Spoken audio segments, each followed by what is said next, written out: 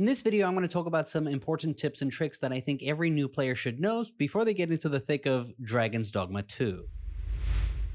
Now, you should know that you can find benches like this that have the red cloth on it, and these are used to sit on and also skip the daytime in the game by pressing the button right over there. It says doze off at the bottom right. When you press this, it will change the time of the day. But that's not this tip. This tip is actually to show you how do you know what time of day it is outside. You can actually open up the menu and it tells you on the screen. You see the sun at the top right there around the big ring of the map? That sun indicates the time of day. Starting from the right-hand side, it will move counterclockwise until it's nighttime at the left. So for example, if I go ahead and I doze off here to change the time, you'll see now it's going to be later in the afternoon. And if I check the menu, the sun is now in the afternoon time right over there. Something that you might have already figured out is that changing pawns throughout the game is crucial, especially for the two that are assisting you. Your main pawn is the only one that levels up. The rest do not level up with you. They stay the level that you hire them at. If they are a higher level than you, it will cost rift coins to, hire them. Somebody made free run. That's cool. But if they're your level or lower, you can see here it will say 0 rift coins to hire. What you're going to want to do here is find the best ones that are the appropriate level and much higher level than the ones that you're using. You're also going to want to try see what spells that they're using. Like this, you can see which skills that they have to make sure that they have the right skills. For example, not every single fighter is the same. You'll also note that there is an option here for pawn quest, yes, and quest guide, yes or none. If quest guide is enabled, this actually allows them to show you the locations of quest objectives, which is something I'll show you how to do in a bit. You are able to change your vocation, which is your weapon class, at any point of time that you want in the game.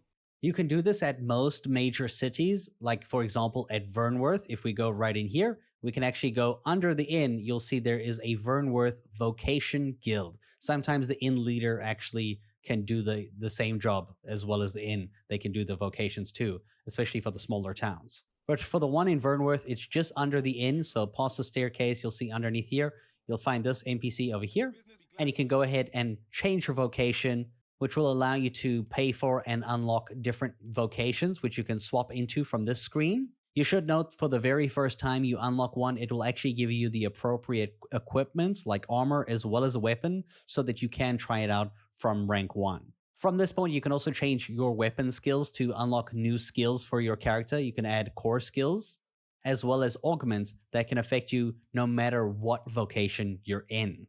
You'll note your pawn is also there who you can also change their weapon skills and give them a build, core skills, and augments too. And that's how all the pawns online have different builds. If you do have pawns that have quest guide availability, all you got to do is make sure your quest is tracked, and then you press the go option at the bottom left, and one of your pawns will have this hand icon, and they will start running towards the location of the objective of the quest, and you can literally just follow them. Every time you get into combat, they will stop, but you can always keep pressing the go command when you're not in combat, and they'll continue leading you exactly to where the quest objective goes. It's a great early way to figure things out, as long as you have a pawn that knows what they're doing, or at least, their owner of the pawn did the quest too. There is a location in Vernworth where you can actually get quest hints to find, follow-ups to quests, or even find new quests that you didn't even know were currently available. This is going to require us to go to the Diviner's Salon in Vernworth, right at this location over here. When you make your way to this lady over here at her, her fortune-telling, ball, you will be able to speak to her and pay her 50 gold to get a clue of a quest that you can start, or even a follow-up with something else. Like this one, she says, seek audience with Oriel, who will grant thee a task. So we're going to get a quest from Oriel. I don't know who Oriel is, but once we find them, we know there's a quest there. Selling certain items is a great way to make gold early on in the game, and also a little bit throughout the game, depending on if you need the items or not. So if you go ahead and you open up your inventory and we go into our items, you're actually able to use the combine menu. You can see here the key for me is square. And if I press square, I can combine items with other items like this, and this will make certain types of potions. These are health potions. You might actually need these depending on what class you play. But since I have my own healing and I also have a pawn on my team that does healing too, I don't have to have health potions. Now, what's the beauty of making these potions is if you go to any of the merchants in any of the towns and you go to sell, you'll see that these potions sell for a lot more than the raw ingredients do. So if you go ahead and you sell these potions, just like 5 of them, 400 gold, might not seem like a lot, but every time you're out and you come back to town, you're adding like 400 gold just for like that small amount. Just be careful not to sell items here that are used to enhance equipment, because you're going to need them to enhance your equipment. And certain things like this Jasper, scarcely seen in Batal, which means it sells for a lot more in Batal than it sells for in Vermund. So be careful what you sell is essentially what I'm trying to tell you. If you have too many items and you don't want to sell them and you want storage, you can go to any inn in the game. An inn is marked by a bed with like 2 stars above it like this. You'll find one in every little like small town. And if we go ahead and we go into the inn, it's also indicated by a house with a campfire in it like that. And if we go in here and you speak with the main person who is like in charge of the inn, not only do they have the option for letting you rest for the night, you can also organize your storage by depositing up to 1,000 items in here. You should note that it does seem like it's 1,000 unique items. So if you're putting duplicates of something that you've already put in here before, it doesn't count. So essentially you can use the storage for everything that you want to keep, and you can access the storage from every single inn in the entire world. A good tip here is also using the controls over here next to my name, L2 and R2. You can actually swap to the other members in your party, and you can also move their inventories around like this, because they also sometimes pick up stuff and you want to keep them, especially the lost 2 pawns, because if they leave your party, they leave with whatever's in their inventory. So the next tip I want to talk about is more of a warning. There is a passage of time for many quests in this game. So when you're playing this game, be very afraid. What I'm trying to say is there sometimes will be quests where like, oh, somebody's lost and you need to go rescue them. You can't treat this like another game where like, okay, cool, I'll come back in, a couple weeks and I'll save him later. If in-game days go by, that person might not survive, and this will lead to a failed quest. And since there's no loading save games in this thing, going back to like undoing that, the only way to continue is to finish the game and start a new game plus, and then try complete that quest, which is a couple tens of dozens of hours ahead of you maybe.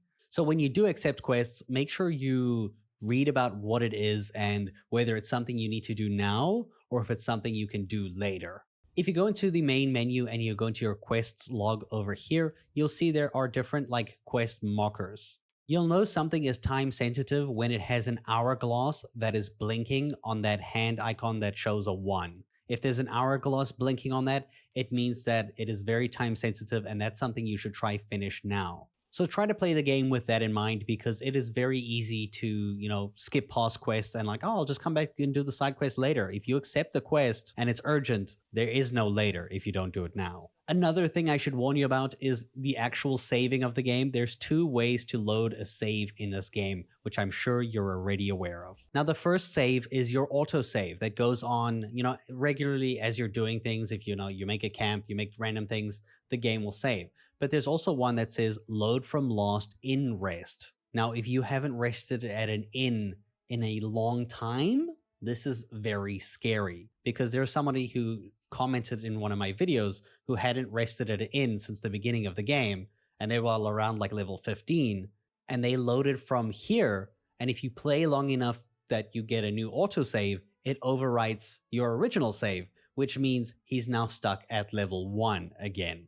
This is especially the case if you do die in the game. You get the same options to load from the lost in rest or the lost autosave. So be very careful with which one you pick, because you don't want to lose a couple hours of progress. And the only way to fix that is by actually resting at inns a lot more frequently. And those are all the tips I deemed worthy to share with you. If you feel like I've left something out, share it in the comments down below with everybody, and I'll see you guys in the next video. Thank you so much for watching.